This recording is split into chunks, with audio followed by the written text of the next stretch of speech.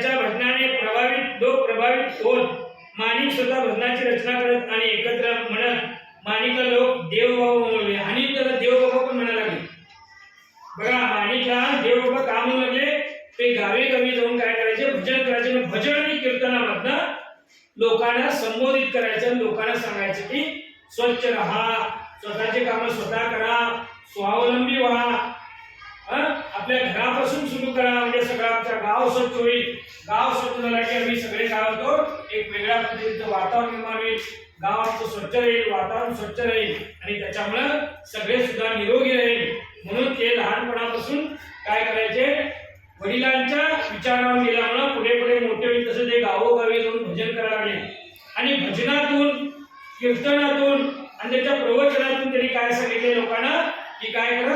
स्वच्छ राहा. स्वच्छतेचं दीप त्याने पेटवलं आणि संपूर्ण गाव स्वच्छ करायचं. मध्ये दरवाजे असतील, टॉयलेट असेल, संडास असेल, मुतारे असतील, गटरी असतील, घरासमोरचं स्वच्छता. मी तुम्हाला मगाची उदाहरण सांगितले की आमच्या घरी आम्ही काय करतो, आमच्या बायका ह्या साईडचं ढकलायचं सकाळी उठून, तिकडं ती बाई तिकडनं ढकलते सगळा कचरा रस्त्याच्या मध्ये. रस्ता कोणाचा? सरकारचा. माझ्या घरात स्वच्छ झालं आणि पाणी मारतं ना आणि दरवाजे ती उठूच्या अगोदर दरवाज्यातून हात बसतं. मग ती बाई करते दुसऱ्या दिवशी 5 वाजता होती, तिच्या अगोदर उठते, ती झाडून कचरा इकडे ढकलते, पाणी मारतं, दरवाजाकडून हात बसतं. ही आमची परिस्थिती आहे. आणि शेवटी वेळेला कचरा असतोय रस्त्यावर. रस्ता कोणाचा? सरकारचा. आमचा नाही म्हणतात आणि ढकलतं एकमेकाच्या अंगावर. मग तिथं भांडणी सुरू होतं. मग ती सकाळची काय घरा रोज बघून आहे तूच, कचरा माझ्या घराकडे झाडून काय? मग ती म्हणजे होय मी यावी बघून ती यावी तसंच करूच आहे. दोघांची भांडण सुरुवात होते.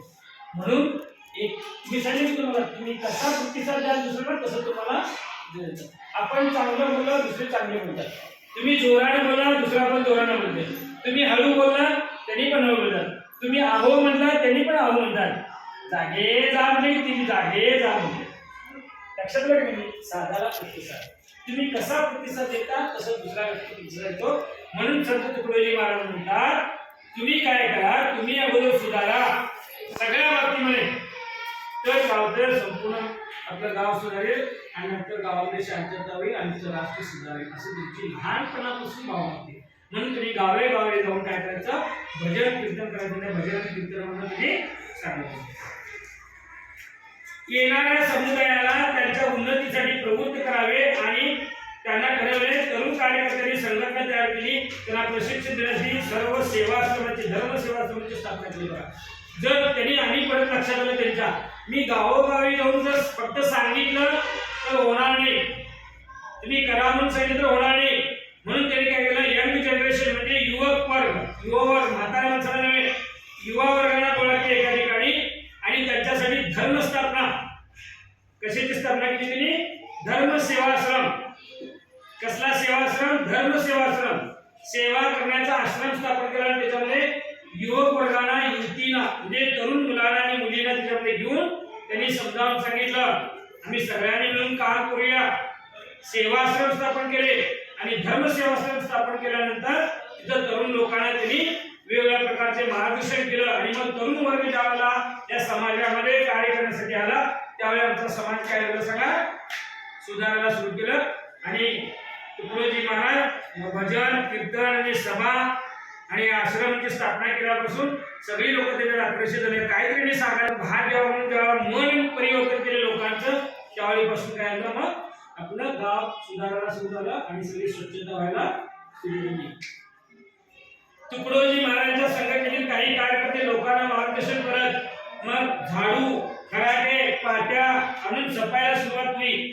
कचरा काढून गोळा करीत असत, लहान लहान खड्डे भरून घेत, सांडपाण्याला वाट करून देत, कचरा लोटत लोटत गावावर नेत आणि तिथे मोठी चेअर खणून त्यात टाकत. असं स्वच्छतेचं काम होईल.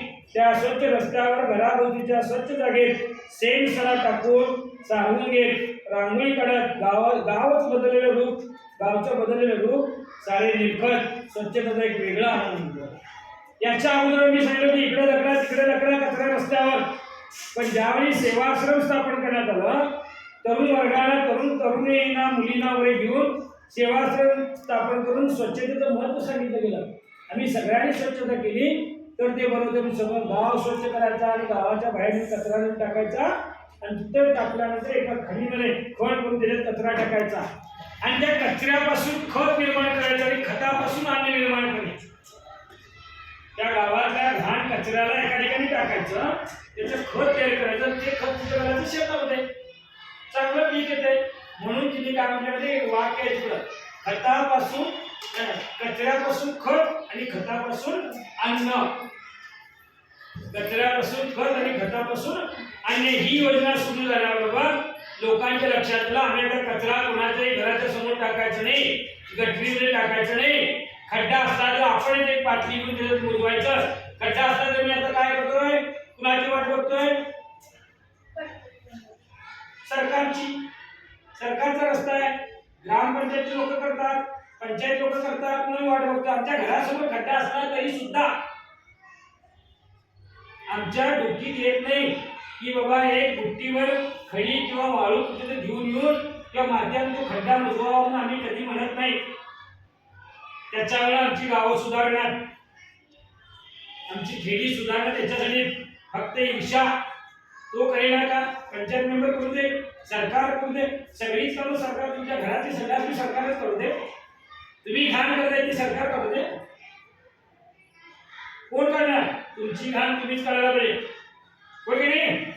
मग तसे विचार आमच्या, तसे विचार संत राष्ट्रसंत तुकडोजी महाराजांनी तसे विचार काय केले, युवकांच्या मध्ये, तरुणांच्या मध्ये, विद्यार्थ्यांच्या मध्ये आम्हाला समजून केले. त्यावेळेला सगळ्यांना लक्षात आलं किंवा स्वच्छतेचं महत्त्व त्याच्यामुळे काय आम्ही करू शकतो आणि मग चांगला समाज बनायला हे कारणीभूत झाले.